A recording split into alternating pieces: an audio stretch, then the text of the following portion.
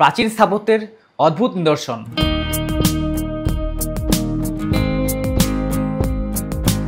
শান্তির এক অনন্য আশ্রয় বেলুড় মঠ। গঙ্গা নদীর তীরে দাঁড়িয়ে থাকা এই পবিত্র স্থান শুধু একটা মঠ নয়, এটি মানবতার সন্ধানে রামকৃষ্ণ পরমহংসদেব ও স্বামী বিবেকানন্দের আদর্শের এক জীবন্ত প্রতীক।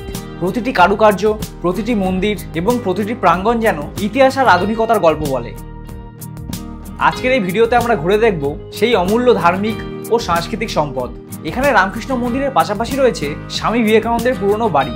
স্বামীজিকে মৃত্যুর পর কোথায় দাহ করা হয়েছিল জানেন? সেই জায়গাটা দেখাবো আপনাদের। আর তার সঙ্গে বলবো, যদি এই বেলুড় মঠে ভোগ খেতে চান তাহলে কখন আসবেন আর খাওয়ার কুপন কিভাবে সংগ্রহ করবেন। ওয়েলকাম টু ভারত দর্শন, আমি গৌরব। তাহলে শুরু করছি আজকের ভিডিও। যদি ভালো লাগে তাহলে একটা লাইক আর চ্যানেলটা সাবস্ক্রাইব করে দেবেন।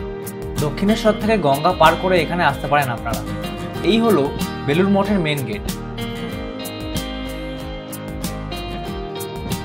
আপনারা যদি গাড়ি নিয়ে আসেন তাহলে ডান দিকের এই রাস্তা ধরে সোজা চলে আসবেন।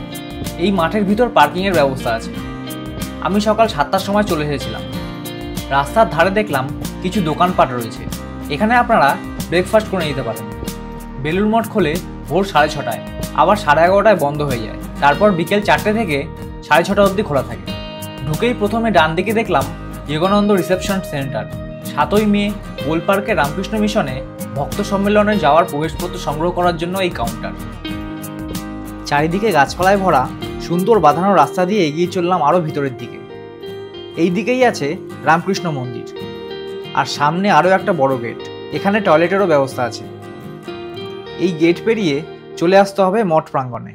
এখানে ঢুকেই ডান দিকে আছে শু কাউন্টার। কাউন্টারের বাইরে এই ধরনের ব্যাগ রাখা আছে।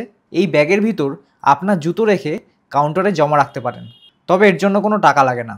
আপনাকে এরকম একটা কুপন দিয়ে দেবে। এখান দিয়ে বেরোনোর সময় এটা দিয়ে আপনার জুতো ফেরত নিয়ে নিতে হবে।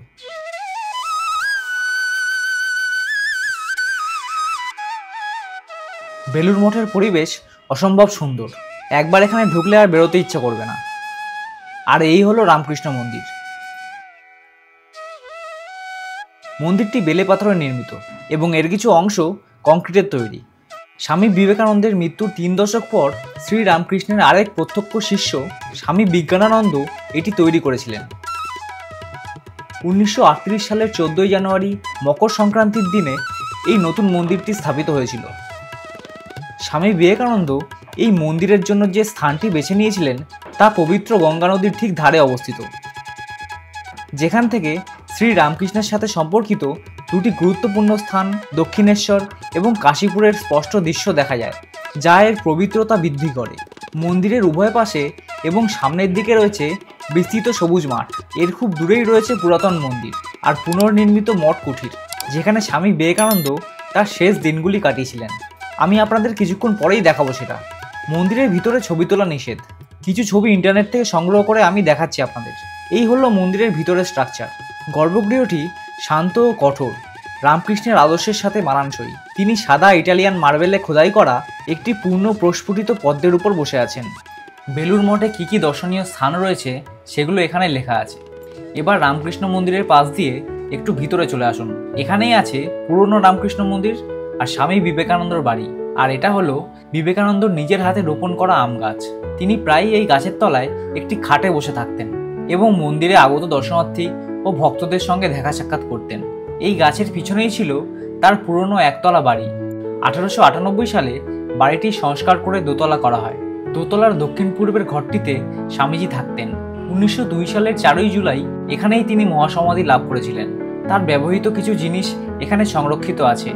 স্বামীজির আজীবন ইচ্ছা ছিল শ্রীরামকৃষ্ণের নশ্বর দেহাবশেষ সংরক্ষণ করা এবং তাকে একটি বিশাল মন্দিরে স্থাপন করা। তাই তিনি শ্রীরামকৃষ্ণকে মৃত্যুর পর এই পুরাতন মন্দিরে প্রতিষ্ঠা করেছিলেন। এবার এখান থেকে এই মাঠের উপর দিয়ে আরও ভিতরের দিকে এগিয়ে আসুন। আপনার বাদিকেই দেখতে পাবেন গঙ্গা নদী। নদীর ধারের এই জায়গাটা ফুলের চারাগাছ দিয়ে সুন্দরভাবে সাজানো। নদীর ধারে এই ঘাটে বসে কিছুক্ষণ বিশ্রামও নিয়ে নিতে পারেন।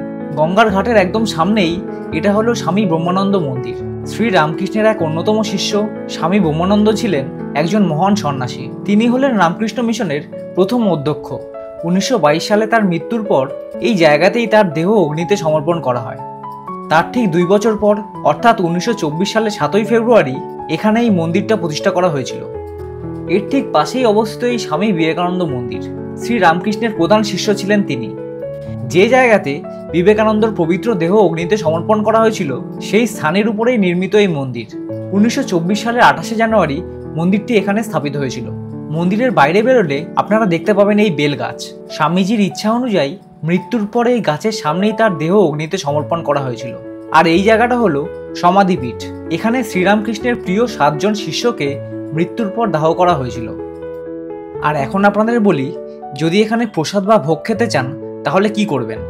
রামকৃষ্ণ মন্দিরের পাশ দিয়ে কিছুটা এগোলেই আপনারা পৌঁছে যাবেন মঠ অফিস। এই জায়গাতে আপনাদের ইচ্ছা মতো কিছু ডোনেশন দিয়ে ভোগ খাওয়ার জন্য কুপন কেটে নিতে পারেন। ঠিক 11:30টার সময় স্বামীজির এই ঘরের পাশ দিয়ে আসলেই দেখতে পাবেন প্রসাদ বিতরণী কেন্দ্রে ঢোকার গেট। আমি এখানে 7টার সময় এসেছিলাম, এখন বাজে 9:45। 2 ঘন্টার বেশি সময় লাগে না এই পুরো বেলুড় মঠটা ঘুরে দেখতে। তাহলে আপনারা কবে যাচ্ছেন বেলুড় মঠ? আর অলরেডি যদি গিয়ে থাকেন আগে কখনো, তাহলে আপনার অভিজ্ঞতা কমেন্ট করে অবশ্যই জানাবেন। ভিডিওটা ভালো লাগলে একটা লাইক করে সবাইকে শেয়ার করে দেবেন। আর চ্যানেলটা কিন্তু সাবস্ক্রাইব করে বেল আইকন ক্লিক করে রাখবেন। খুব তাড়াতাড়ি দেখা হবে আপনাদের সাথে নতুন আরেকটা ট্রাভেল ভিডিও নিয়ে।